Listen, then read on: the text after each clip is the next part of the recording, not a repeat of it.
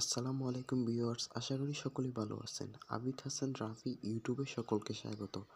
আপনারা অনেকেই জানেন না কিভাবে গ্রামীণ ফোনের গুরুত্বপূর্ণ কোড ডায়াল করলে কি হয়, তা আজকের ভিডিওতে সম্পূর্ণ দেখিয়ে দিব। প্রথমে আপনার ফোন অপশনে ক্লিক করবেন, ক্লিক করার সাথে সাথে এরকম একটি ইন্টারফেস চলে আসবে। তারপর আপনারা এখানে ক্লিক করবেন।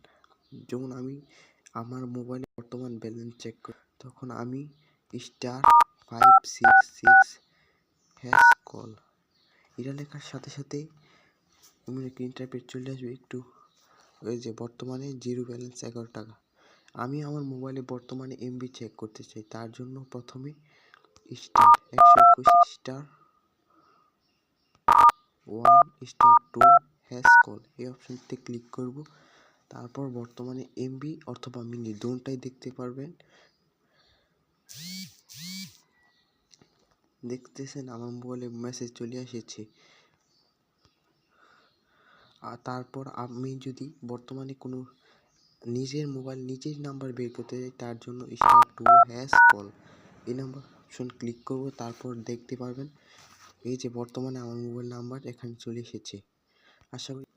আশা করি ভিডিওটা বুঝতে পারছেন। ভিডিওটা বুঝে থাকলে একটি লাইক, একটি কমেন্ট করতে ভুলবেন না। খুদা হাফেজ।